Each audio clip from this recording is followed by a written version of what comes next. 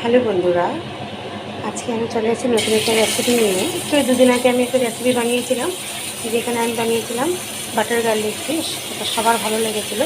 তাই আজকে আমি বানিয়ে নিচ্ছি এখানে butter garlic fish with lemon garlic sauce দিয়ে, যেটাকে আপনাদের দেখাচ্ছি। যেখানে আমি অলিভ অয়েল দিয়ে দিয়েছি। এখন এটাকে একটু শ্যালো ফ্রাই করে নেব ফিশগুলোকে।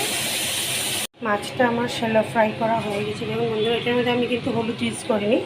আমি এটাকে একটু লবণ আর গোলমরিচ করে এবং লেবু দিয়ে মাখিয়ে রেখেছিলাম ম্যারিনেট করে, অনেক আধা ঘন্টার মতো রেখে দিয়েছিলাম। এবার আমি এই অয়েলটার মধ্যেই আমি দিয়ে দিয়েছি রসুন কুচিগুলো। রসুনটা আমার হালকা ভাজা হওয়ার পর আমি এখানে দিয়ে দিয়েছিলাম জল আর লেবুর রস। এবার আমি এটা ফুটে উঠেছে বন্ধুরা, আমি দিয়ে দিয়েছি এর মধ্যে বাটার এবং দিয়ে দিয়েছি আপনার কর্নফ্লাওয়ার, এটা গুলে দিয়ে দিয়েছি। বন্ধুরা লাস্টে একটু ধনে পাতা আর আমি দিয়ে দিয়েছিলাম অরিগেনো আর এখানে চিলি ফ্লেক্স দিয়ে দেখুন নামিয়ে নিয়েছি।